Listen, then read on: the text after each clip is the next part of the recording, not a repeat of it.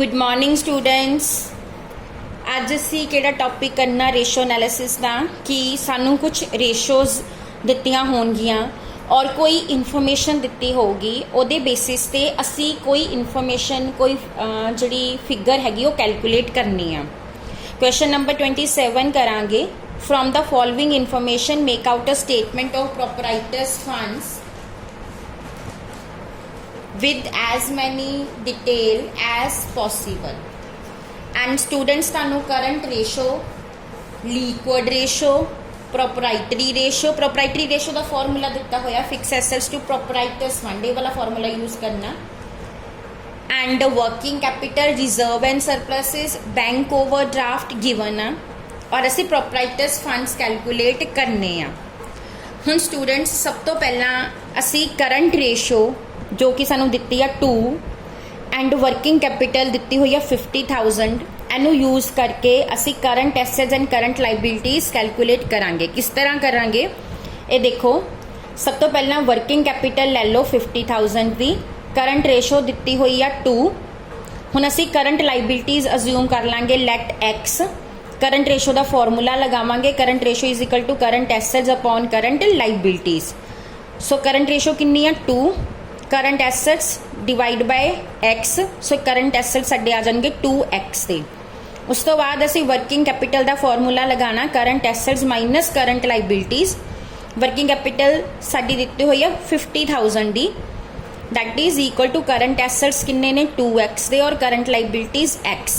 सो साडी current liability निकल आएगी 50,000। उस तो बाद करंट एसेट्स लिए असी करंट लाइबिलिटीज़ नू 2 ना मल्टीप्लाई कर देंगे, 1 लाख दे आ जाएंगे साडे करंट एसेट्स। नैक्सट है लिक्विड रेशो गिवन आ, इहदा फॉर्मूला हुंदा liquid asset upon the current liabilities. ये दिती हुई है 1.25। Liquid assets divide by 50,000 current liabilities असी हुणे कैलकुलेट कीतियां।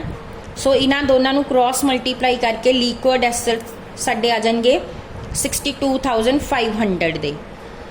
हुण लिक्विड एसेट का फॉर्मूला लगावांगे, that is equal to current assets minus inventory. Liquid asset किन्ने आए 62,500 दे, करंट एसेट किन्ने आए सी 1 लाख दे, माइनस इन्वेंटरी। इन्वेंटरी आ जाएगी 1 लाख माइनस 62,500, दैट इज 37,500। हुण असी अपनी तीसरी इन्फॉर्मेशन जो कि प्रोपराइटर रेशो दिती हुई आ उन्होंने यूज़ करांगे। ਇਹਦਾ ਫਾਰਮੂਲਾ ਸਾਨੂੰ ਦਿੱਤਾ ਹੋਇਆ fixed asset upon proprietors fund. Let ਕਰੋ ਪ੍ਰੋਪਰਾਈਟਰਸ ਫੰਡ x, ਫਾਰਮੂਲਾ ਚ ਫਿਲ ਕਰੋ, ਰੇਸ਼ੋ 0.60 ਆ, fixed assets divide by x। So fixed assets ਕਿੰਨੇ ਆ ਜਾਣਗੇ 0.60 ਨੂੰ x ਨਾਲ ਮਲਟੀਪਲਾਈ ਕਰਾਂਗੇ 0.60x। ਹੁਣ ਸਾਡੇ ਫਿਕਸਡ ਐਸਟਸ ਨੇ 0.60x ਐਂਡ ਪ੍ਰੋਪਰਾਈਟਰਸ ਫੰਡ ਨੇ x। ਹੁਣ ਆਪਾਂ बैलेंस शीट की इक्वेशन यूज़ करांगे। बैलेंस शीट दियां दोनों साइड्स बराबर होंदियां आ और इस क्वेश्चन च उन्होंने लिखा होया आ कि कोई भी लॉन्ग टर्म लोन या फिक्टिशियस एसेट नहीं हैगे। सो तुहाडी लाइबिलिटी साइड दे विच की आ जाएगा शेयर होल्डर फंड्स ते करंट लाइबिलिटीज़। सो शेयर होल्डर फंड्स असी अज्यूम किते आ x, करंट लाइबिलिटीज़ हैगी आ कैलकुलेट की 50,000 प्लस ये इक्वल होगी एसएल साइड दे टोटल दे। एसएल साइड च फिक्स एसेट अज्यूम कि आए आ 0.60x और करंट एसेट्स ने 1 लाख।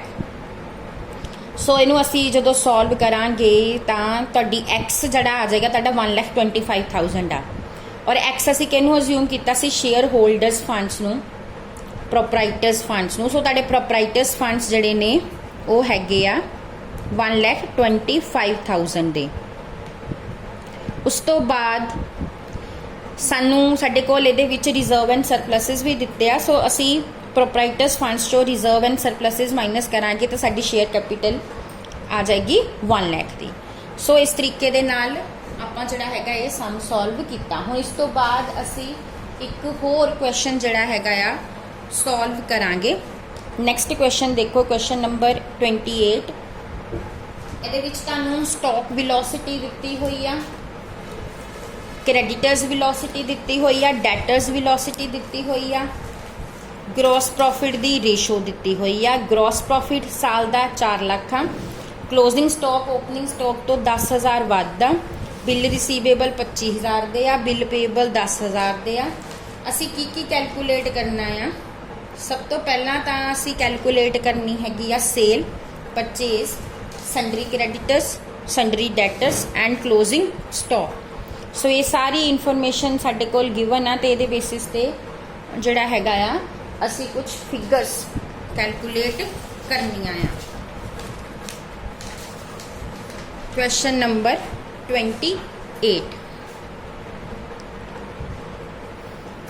सब तो पहला सानू ग्रॉस प्रॉफिट रेशो दिती है। सब तो पहला उन्हों यूज़ करो क्योंकि सानू ग्रॉस प्रॉफिट दिता होया ना 4 लाख का। सो ग्रॉस प्रॉफिट रेशो नू यूज़ करो। फॉर्मूला हुंदा है gross profit divide by net sale multiply by 100। ये तुहानू दिती है 25। ग्रॉस प्रॉफिट कितना दिता है 4 लाख। इत्थों तुहाडी नैट सेल आ जाएगी। नैट सेल कितनी आएगी?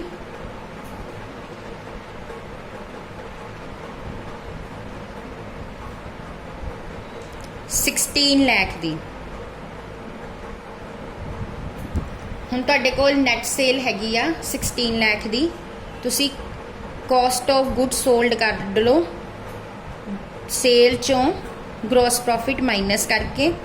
सेल साडी कितनी आई 16 लाख। ग्रॉस प्रॉफिट कितना हैगा 4 lakh. Cost of goods sold कितनी आ जाएगी 12 लाख दी। हुण असी स्टॉक विलोसिटी दा फॉर्मूला यूज़ करांगे। ये तुहानू ना मंथ्स दिती हुई आ। इहदा फॉर्मूला की आएगा number of months in a year divide by cost of goods sold multiply by average stock. हुण ये सानू कितनी दिती हुई है stock velocity 6 is equal to number of months 12, cost of goods sold 12 lakh multiply by average stock.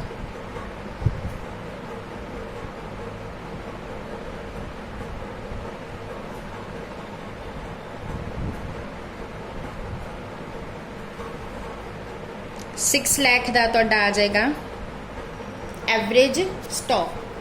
हुण students साडे कोल average stock हैगा आ ते हुण असी नैक्सट की कैलकुलेट करना आ?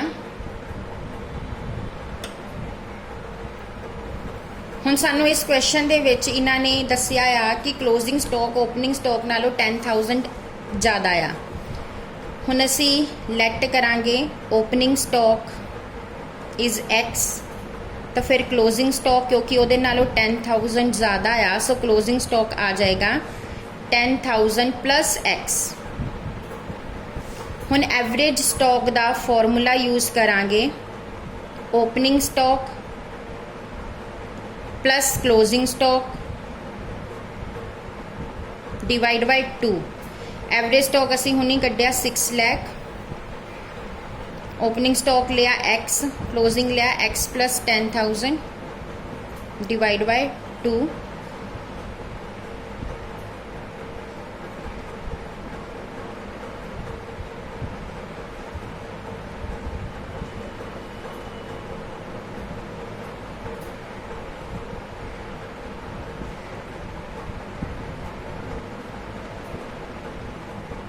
सो एक्स साडा आ गया 5,95,000 which is a opening stock.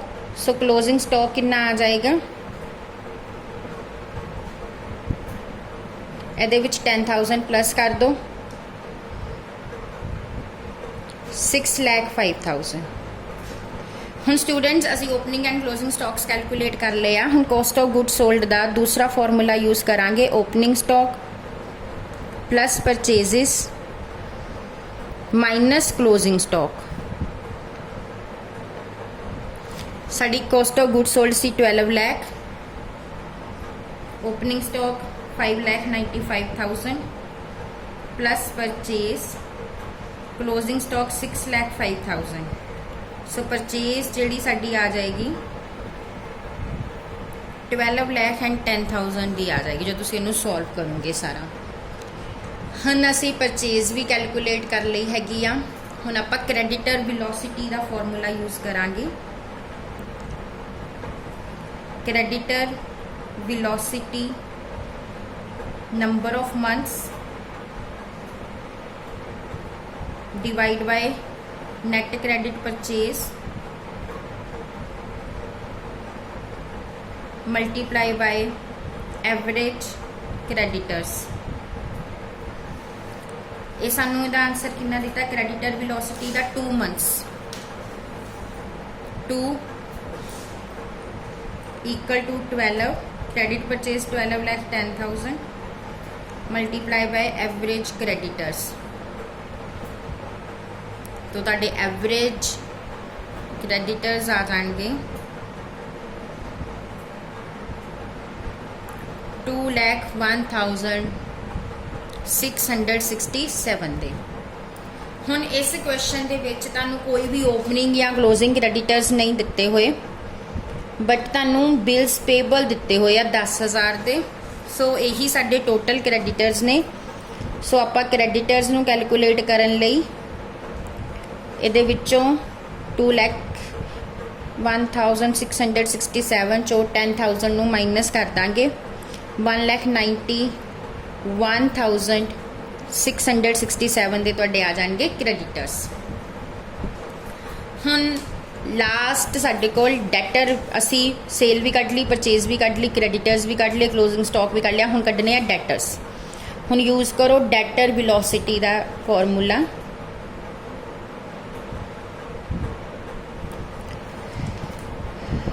number of months divide by sale credit sale multiply by average debtors। ਇਹ ਸਾਨੂੰ ਆਨਸਰ ਦਿੱਤਾ ਆ 3 is equal to 12। credit sale ਆਪਾਂ ਪਹਿਲਾਂ ਹੀ ਕੱਢੀ ਹੋਈ ਆ 16 ਲੱਖ ਦੀ multiply by average debtors। So average debtors तुहाडे आ जाएंगे जो तुसीं इहनूं सॉल्व करोगे तो 4 लाख दे। हुण इत्थे भी कोई ओपनिंग एंड क्लोजिंग डेटर्स नहीं दिते, बट बिल रिसीवेबल दिता होया आ।